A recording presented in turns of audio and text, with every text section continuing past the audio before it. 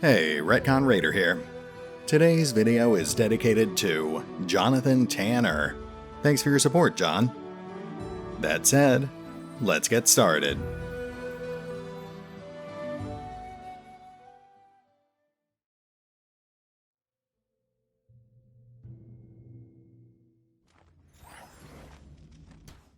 Welcome back to Pathfinder Kingmaker.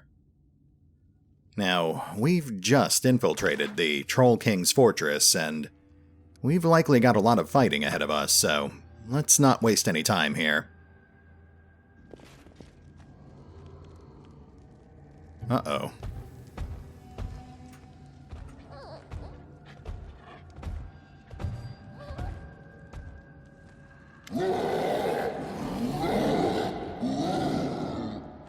A howling crowd of trolls waits by the entrance of an ancient dwarven fortress. They growl, pound the stone floor with their fists and clubs, and spit curses at you. Each sound is magnified, hammering the walls like a drum. Despite this display, however, the trolls do not attack, as if awaiting a command. Or permission. The troll stands at ease beside the base of a huge fractured Torag statue. He's not the biggest or scariest among the other trolls, but there's an odd supremacy in his moves and in his eyes. Supremacy both over his kin and over you. The brand mark on his pelt is almost worn off. It pulses weakly, in unison with his heartbeat. Ah, yes. You're standing on the threshold of the castle of Hargulka, the Troll King. King Hargulka not invited you, Borba. Each word comes out as a rasp, like steel dragged across stone. The trolls surrounding him stare at you silently, hate in their eyes. No good comes of talking with monsters. We came for their heads, not their words. Ekun glares at the trolls around you, his eyes narrowed. I'm guessing you're Hargulka. You guess yourself? Or you have help? No, not yourself. King Hargulka gave you a hint. Smart, Borba. So smart. Hargulka grins viciously. Tartuk, the Kobold King, made trolls immortal. Taught us to talk with Borba. Trolls are smarter than Borba, stronger than Borba, better than Borba. What you say, Borba? What you say now? When trolls are better than you? Hargulka straightens up and looms over you, flexing his shoulders. Well, I don't think trying to intimidate him will turn out very well. He's aggressive, but there's still a chance we might be able to work things out diplomatically. We'll at least give it a shot. You're the king of trolls, I'm the king of humans. Let's make peace, as rulers do. Your people won't go near our villages, and in turn, we will leave you be. King Tartuk wants to make deals with Borba. King Tartuk teaches us not to eat Borba. Hargulka disagrees. Borba sly. Borba not respect trolls. Want to fool trolls. Make trolls weak. Trolls will not be Borba's dogs. Hargulka will conquer you. Destroy your homes. Then Hargulka and Tartuk will start to make deals with you. Well then, I guess that's that. Hargulka doesn't know it yet, but he just did us a pretty big favor. At this point, I know that negotiation is pointless. We just need to wipe these guys out. You not leave this place, dumb Borba. Should not have come. Hargulka needs to prepare, though. Find Hargulka later, if you can, stranger. Der Borba, der Garbanjarg! He rubs the half-worn brand mark on his chest. Then Hargulka pounds the Torag statue with his fist and leaps into the side hallway.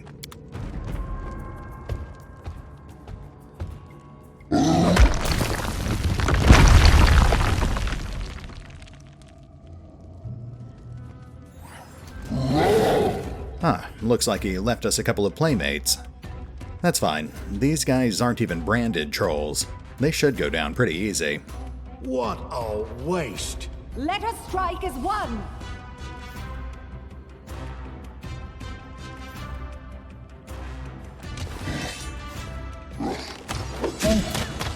Them just have exposed. That was easy enough. Now we just have to track down Hargulka, make an example of him.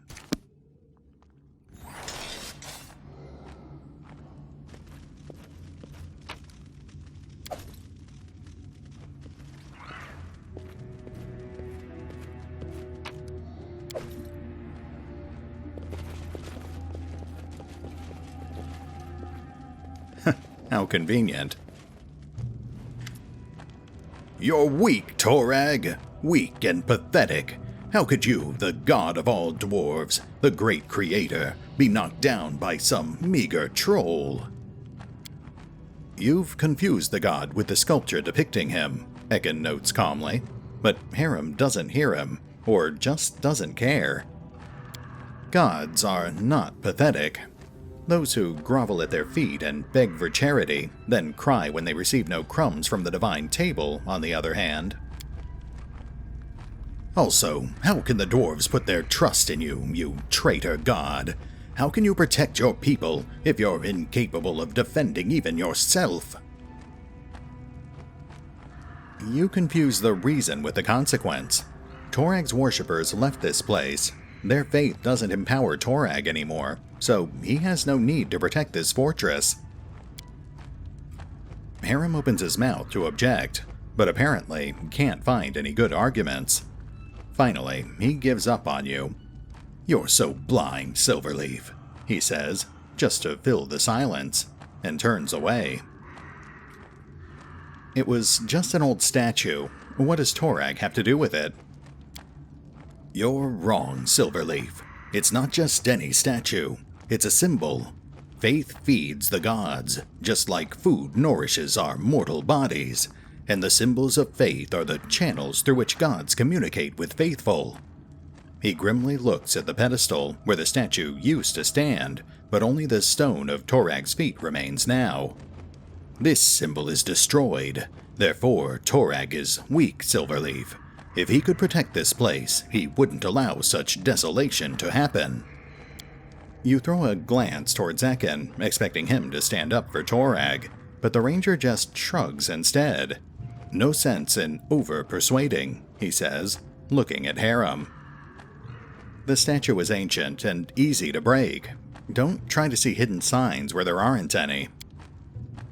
You're blind. How could this statue possibly be destroyed if Torag was protecting this place? How could dwarves perish here if Torag cared about them? Harrim presses his lips together. No, Silverleaf. This whole place is an anthem for Oblivion's victory over weakness. The victory Grotus won over Torag. Whatever. Let's go. We still have a lot to do. The dwarf turns away from the statue and stalks behind you, staring at the floor.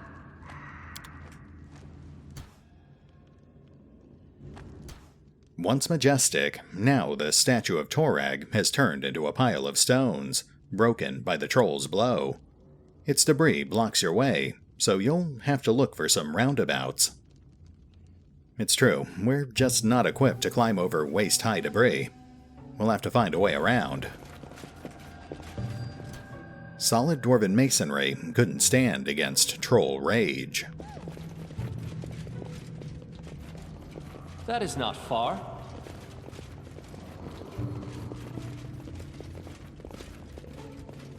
We've got a locked door. The loot, taken from neighboring villages, is piled here in a heap of trash. In due time. Ooh, suit black and gloves. That's another piece of the Dwarven Smith set.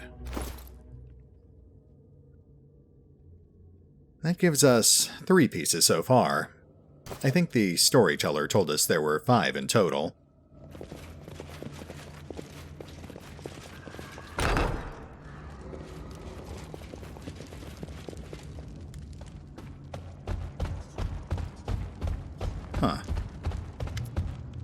Farga, Borba here. Borba want kill daddy? Why kill daddy, Borba? Ekun winces. Rock trolls. Smaller than Kargad.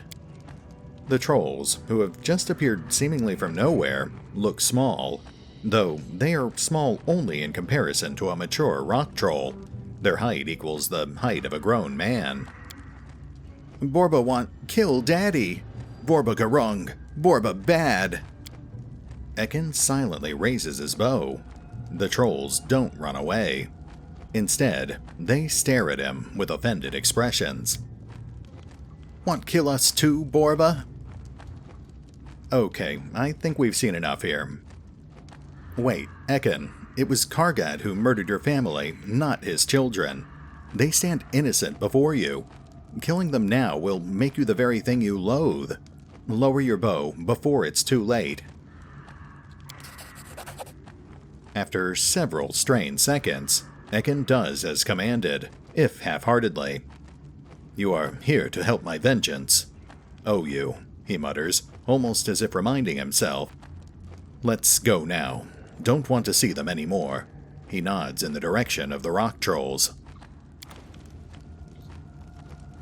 Whew, moral crisis averted.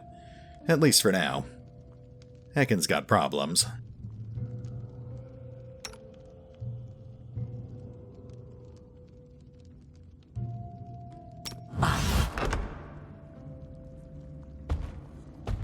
Oh, and that must be Kargad. I am prepared to make my end. Are you? Alright, guess we're doing this.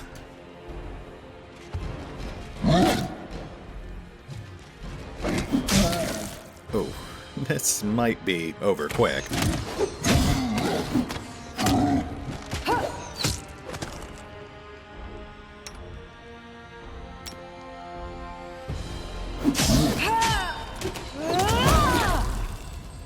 And we're done. Oh, and a level up too. About time. Oh, shoot.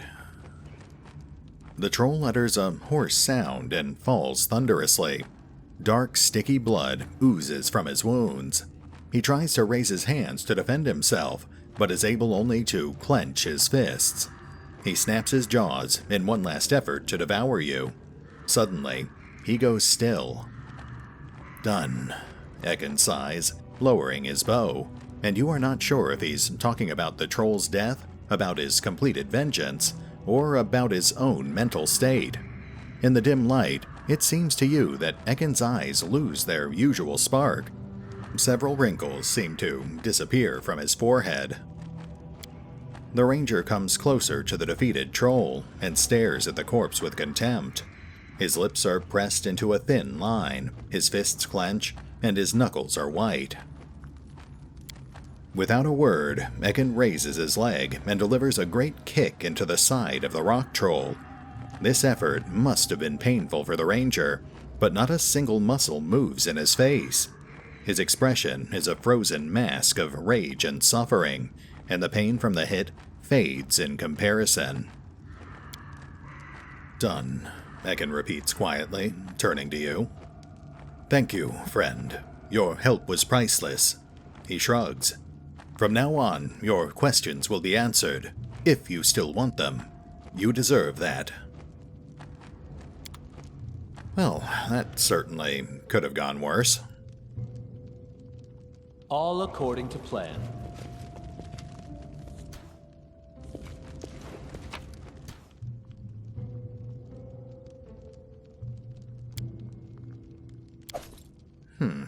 Belt of physical might. Interesting. Okay, so that boosts both strength and constitution. That's a straight upgrade for Valerie. As for her old belt, I don't think we actually need that. Yeah, we'll just hold on to it for now. I'm sure one of our backup party members can use it. Anyway, we've also got these level ups to take care of, so let's hit the pause button for a moment while I go over our options. Then we'll run through it real quick. We'll be right back.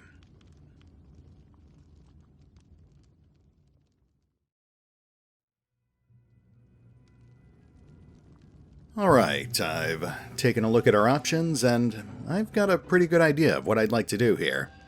Of course, as usual, none of these decisions are final. Not yet, anyway. This is just what I'd like to do, but, as always, I'm not an expert when it comes to Pathfinder, so feel free to give me your feedback on my decisions, and I may end up changing things before I hit episode 34. I also took the opportunity to go ahead and update our campaign to the new Enhanced Edition, though I haven't actually had a chance to really explore it just yet. Anyway, I'm eager to get back to adventuring, so let's get through this. First up, we've got a new class to play with, the Deadly Slayer. This is another class that's apparently unique to Pathfinder, so I'm not really familiar with it. At a glance, though, it looks like it's a single-target striker, essentially a cross between the rogue and ranger, though without the utility of either class. That doesn't really change anything we're doing here, though, so we'll just move on for now. I also noticed there's a new prestige class as well, the Aldori Sword Lord, which is pretty appropriate given the focus of the current campaign. I'm actually not sure if that was part of the Enhanced Edition or one of the free content updates that came out over the past few months. Either way, again, it doesn't really affect what we're doing here, so we'll just move on. Now, obviously, Silverleaf will be gaining a 7th level in Alchemist, which gets him a feat, as well as an extra die of damage for his bombs. Skill points will go in the usual places, though it is worth mentioning that, as of the Enhanced Edition, we can now see the relative skill placement for our entire party at once. That makes it a lot easier to plan out our skill placements. In this case, we can actually see that Amiri is outpacing Silverleaf in nature lore. We'll go ahead and put his last 2 points into persuasion instead. It's uncommon, but there are cases where he'll have to make persuasion checks without the assistance of his party members. Then we get his new feat, and I am tempted to start investing in metamagic. In this case, though, I think we'll go with weapon focus instead. We have been getting a lot of use out of that bow. Next we get access to 3rd level spell slots, and thanks to scrolls, we actually already have a fairly decent selection. We also have access to a lot of other good spells as well, like Displacement, Heroism, and my personal favorite, Communal Protection from Arrows. Personally, I'm leaning towards Protection from Arrows, which is your classic fire and forget defensive spell.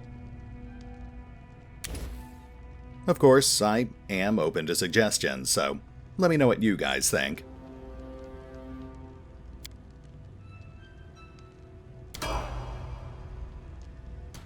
Next up, we've got Valerie, who's not quite ready to go into Stalwart Defender just yet. That means she's getting a 7th level in Fighter instead, which gets her a new feat, as well as her 2nd ranks in both Armor Training and Tower Shield Training. Those aren't going to make her into a powerhouse, but they certainly don't hurt her either. Skill points go in the usual places, Persuasion and Nature Lore, just in case we need to use her as a backup hunter.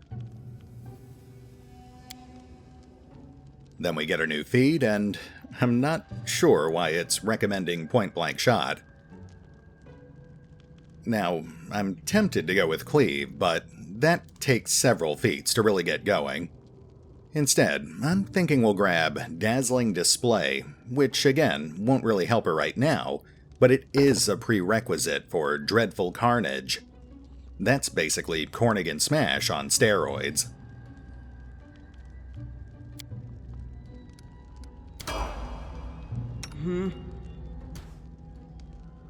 Next up, we've got Amiri, and she, of course, will stick with being a barbarian. That gets her another feat, and her first rank of damage resistance, which will go a long way towards improving her survivability in combat, especially once we start stacking it at later levels.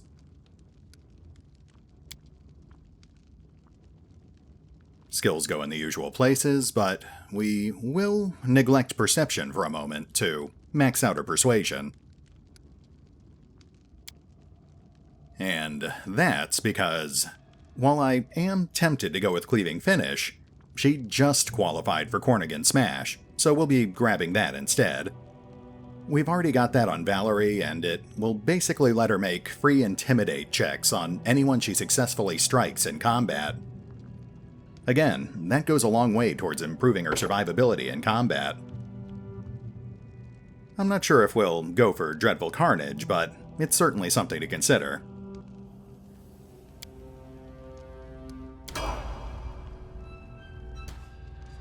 Next up, we've got Harrim, and as a cleric, he gets a feat, some spells, and not much else. Skill points go into religion and perception, nothing new there. As for his feat, I'm not exactly sure what direction I want to go in here. We don't really have him use a single type of weapon or spell enough to justify a focus feat, and I'm also not sure if it's worth investing in metamagic just yet. We do have him acting as our principal healer right now, though, so it might be worth just grabbing extra channeling. We can't get selective channeling just yet, but we should be able to grab it once we hit level 9. Of course, as always, I am open to suggestion here.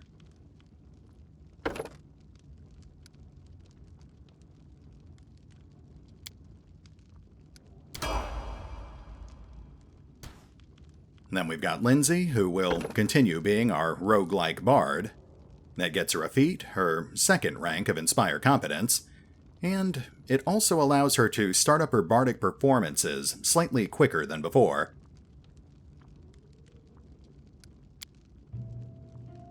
Skills go in the usual places, no surprises there.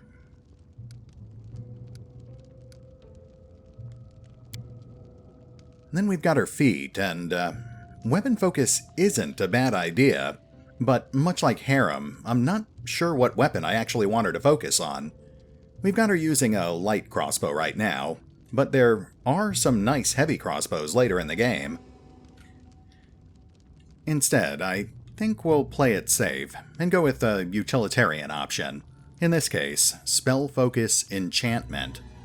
We have gotten some pretty good mileage out of spells like Hideous Laughter and Hold Person, and those sorts of spells are even more valuable now that they've actually added a coup de grace mechanic. Speaking of which, that brings us to spells. And I think our first choice here has to be Remove Fear, for obvious reasons. After that, she gets her first level 3 spells, and she's got a lot of good options here. I would like to invest in some crowd control spells, but I think we have to start with the utilitarian stuff first. Cure Serious Wounds, and Haste, of course. You can never have too much haste.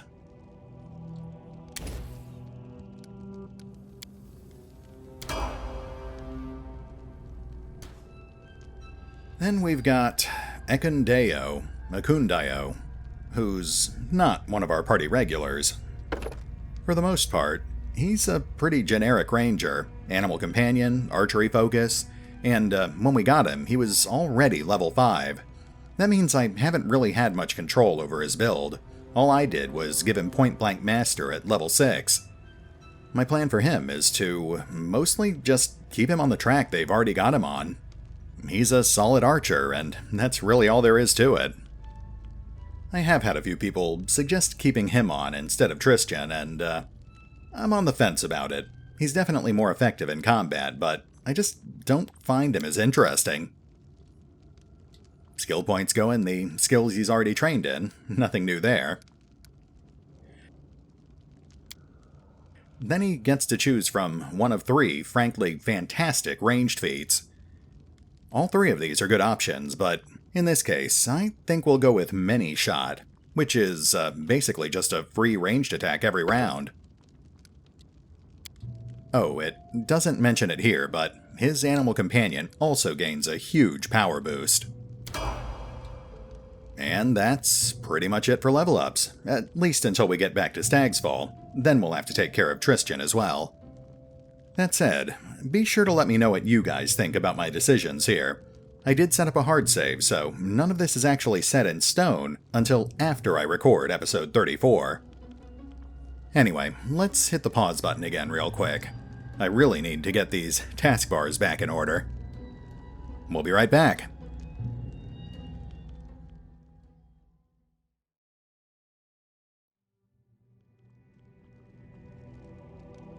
And we are back. Spells are slotted, taskbars rearranged. Let's get back to it.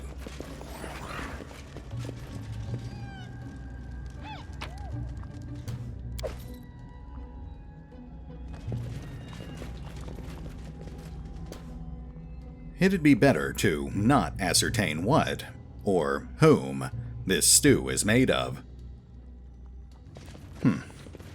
I'm starting to think that Jason might not have been straightforward with us. The room is filled with the sickening stench of carrion. Delightful. What's that? Bronze Dwarven Key. That's actually the second key we've found since we got here. No idea what they actually open up.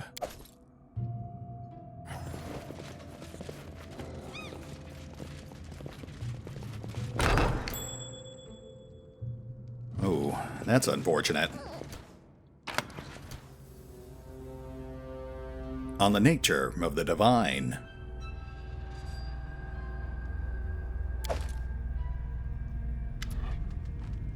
You see a pile of mutilated bodies reaching nearly to the ceiling. The bodies used to be humans, dwarves, cows, sheep, and gods know what else. Some corpses look fresh, others have already started to decompose, filling the passage with a heavy, sickening stench. The trolls probably use this corner as a meat storage. You're ready to pass by, but suddenly you notice some weak movement near the edge of the pile. Having a closer look, you understand one of the corpses is not exactly a corpse yet. A bare-chested dwarf moves his lips silently, staring blindly at the ceiling. His chest has some bite marks left by a huge jaw, and he has no legs. They seem to have been bitten off at the knees. Let us grant the gift of a quick death to this unfortunate soul, and take revenge to those monsters who made him suffer. Amiri grunts in disapproval, caressing the hilt of her sword.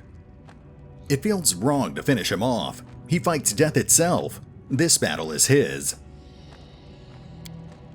Let's leave this miserable sufferer alone. He's on the verge of non-existence, so let him make his own last step into oblivion. Ekun pulls an arrow out of the quiver. Mercy, he says, pointing towards the dying dwarf. Well, we've got some pretty strong opinions here. No word from Linzi, though. Let's get a closer look here. The dwarf definitely looks like he will not make it. He has lost a lot of blood, and his horrible wounds would have killed any other person long ago. The fact that he still clings to life is either a miracle or his own unthinkable stubbornness. Okay, well, I'm not comfortable with the idea of mercy killing, so let's at least try to heal this guy. Your healing efforts have an effect of sorts. The dwarf seems to come halfway to life and starts talking in an unknown language. Karadash, Kramr, Dug, Gadalon. The light around you grows dim all of a sudden, and the floor starts to tremble, resonating with the dwarf's voice. Osmar, Cyril, Nadzak. Well, that's not good. What is that? What's happening? Stop it immediately, you villain! Harrim's hands clench at his beard. The ancient dwarven tongue. The curse of Torag. O Grotus, embrace your faithful servant. We all shall die now. Harrim's voice is half scared and half excited. Alright, well, let's not panic here. We'll try to heal him again. As soon as your healing kicks in, the dwarf interrupts his monologue, apparently regaining awareness of his surroundings. He moves his head with an immense effort and looks you up and down. You're not a troll. I thought you were one of them. The dwarf coughs out clots of dark blood. I'm the priest of Torag. Have been searching this ancient outpost. Found it, it seems. He tries to laugh, but instead bursts into a new fit of coughs. Come closer. With an immense effort, he raises his hand and whispers words of blessing, so sweet and kind compared to his prior curses. Having heard Torag's name, Harrim recoils. I need no blessing from the traitor god, he whispers into his beard. This last-ditch effort seems to be too much for the dying dwarf. Having finished, he drops his limp hand, draws one last breath, and falls silent.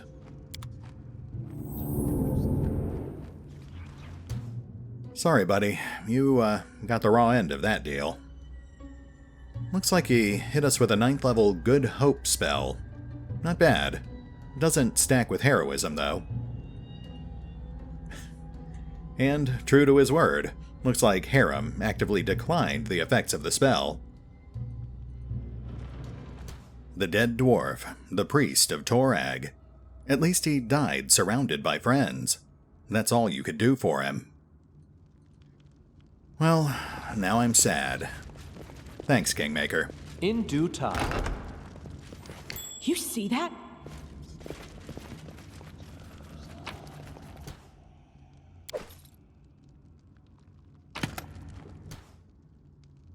Another fragment of the Dwarven helm. Alright, I feel a little better now.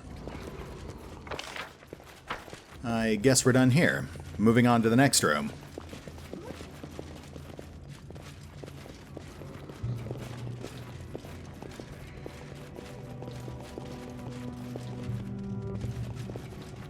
Ah, a kobold artist.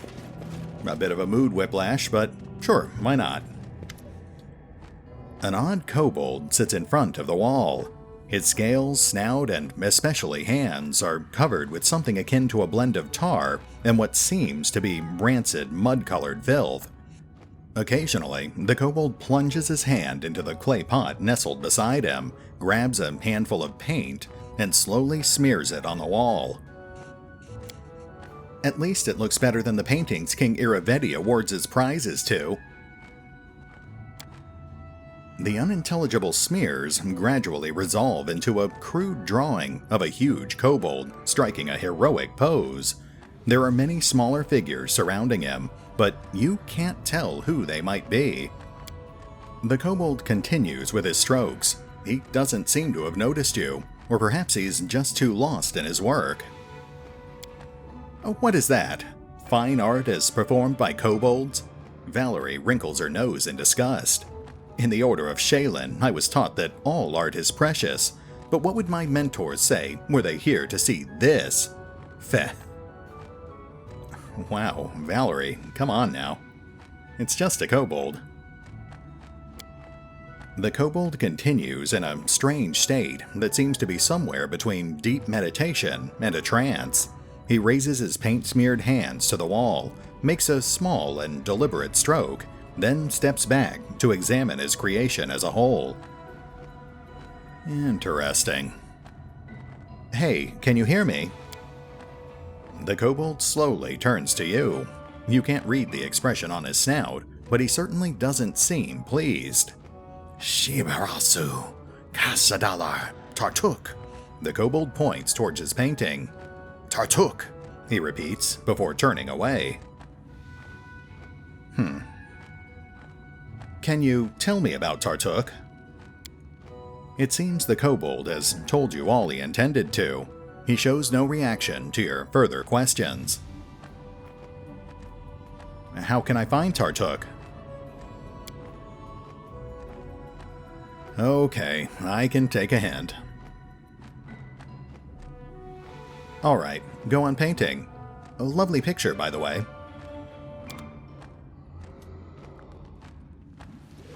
Well, that was certainly... Interesting. Thank you, Silverleaf.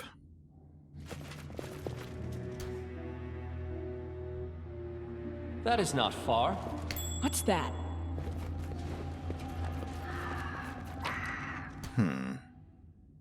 Cypress Queen's Goblet.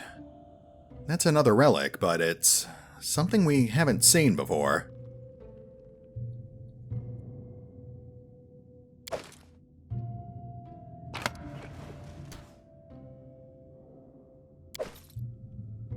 As it should be.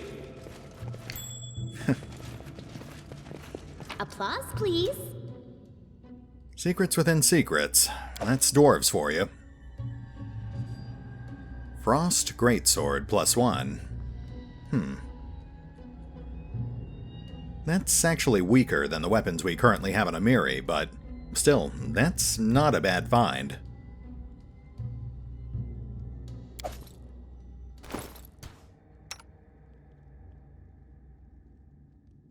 Yeah. We can still sell that for a tidy profit.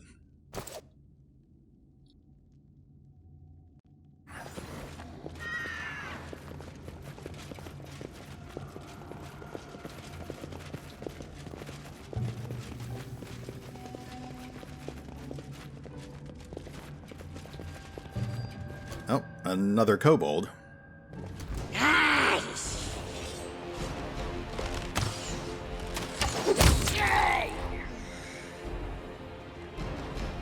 I'm listening. Well, I'm not really sure how he thought that was going to turn out. I'm guessing there's more kobolds right around the corner.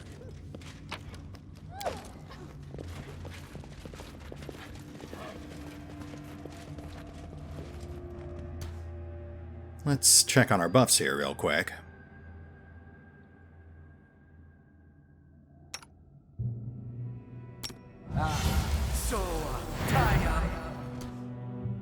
Oh, yep, there we go. I'm open to your orders. I grant you death. Enemy approaching. That looked like a troll.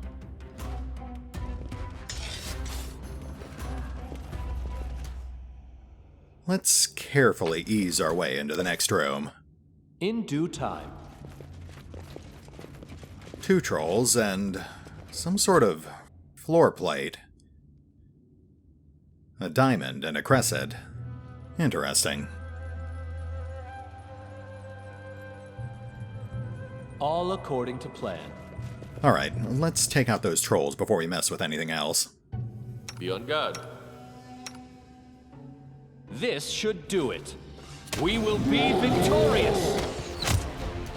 3 trolls. Okay, let's bust out an acid bomb.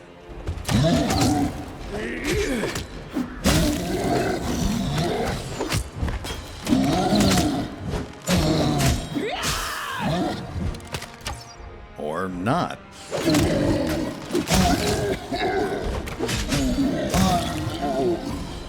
Wow, that level up really made a difference.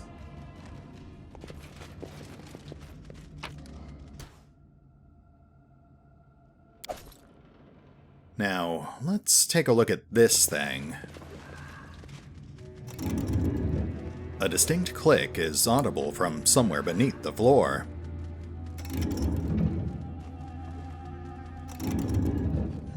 Okay.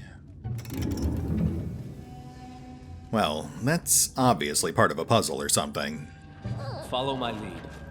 We don't have any clues, though, so we'll have to come back to that later. Anything else? I see something. Would you look at that? Would you look at that? A deadly trap.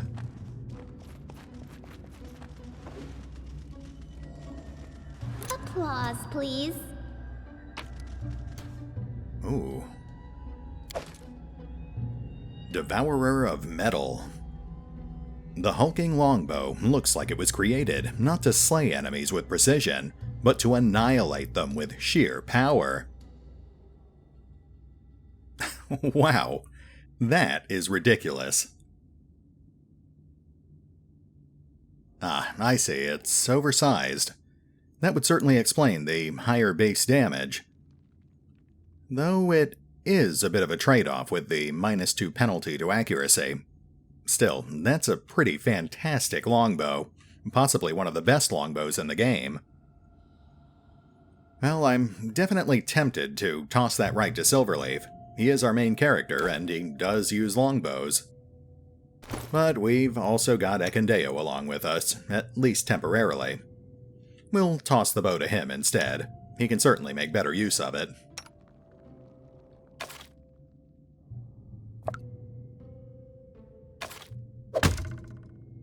Honestly, that's probably the best find we'll have in the entire dungeon.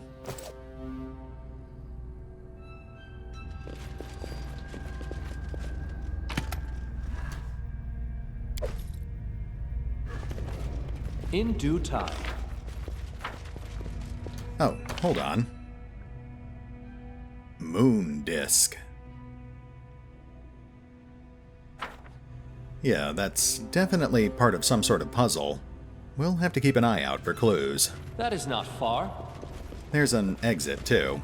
We'll ignore that for now. You see that?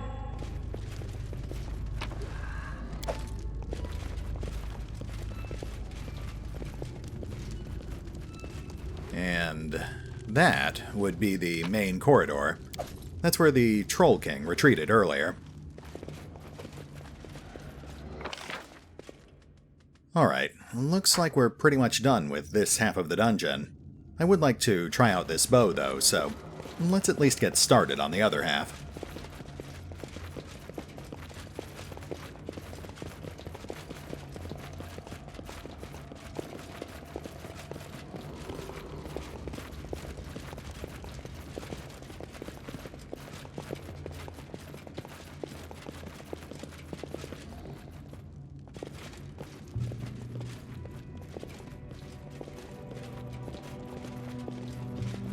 As it should be.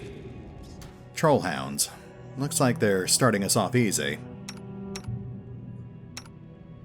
A calculated risk. Who will prevail?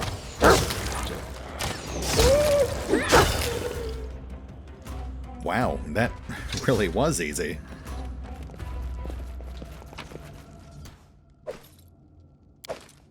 Alright, moving on. All according to plan.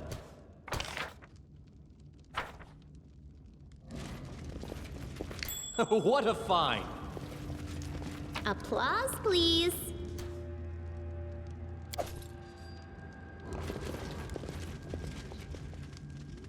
In due time.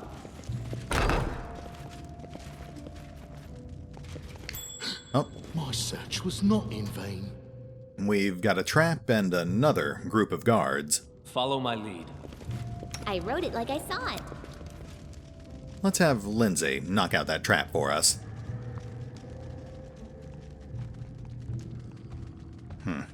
Some odd graphical glitches there. Nicely done. Now let's set up our ambush.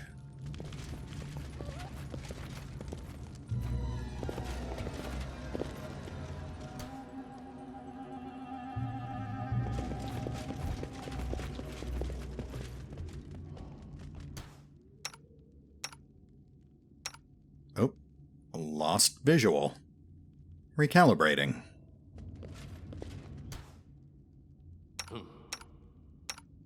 Serves you right. To victory!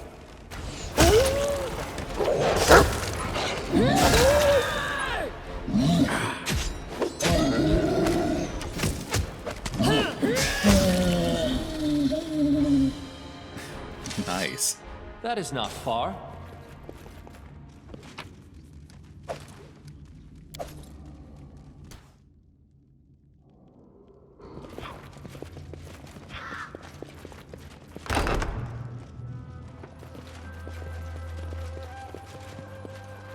That's a pretty nice view. A shame we can't make this our castle. Anything else?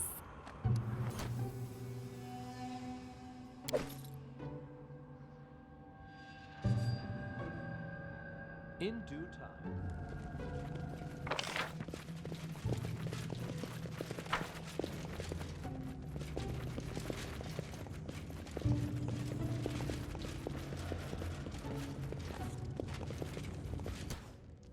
More trollhounds.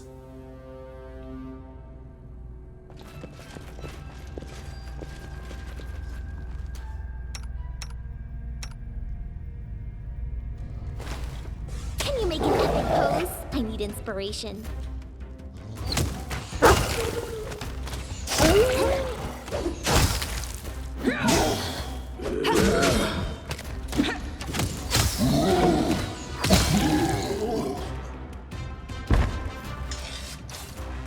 Man, we are just mulching through these guys all of a sudden.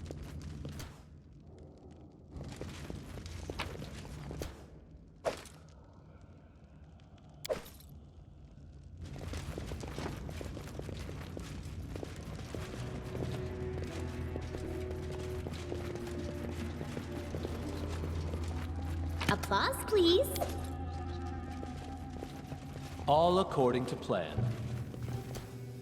That's curious.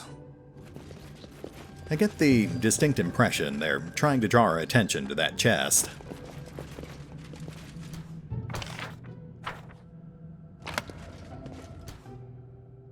Yet another key.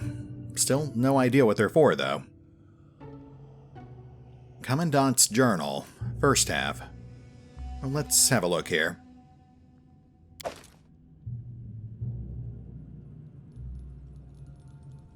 Oof, that's fairly lengthy.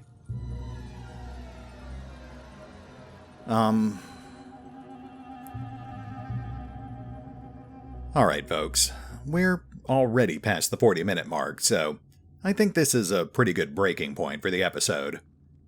We'll hit the pause button for now, but we'll pick up here next time as we read through this journal, finish off the first floor, and hopefully get a good way towards confronting Hargulka. See you then.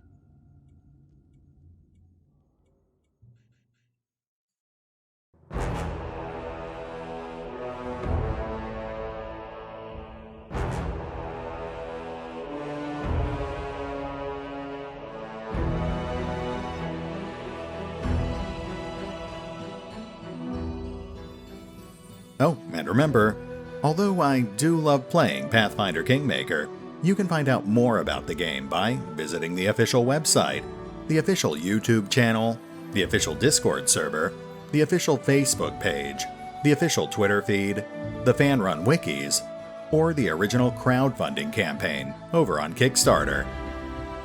Links are in the description.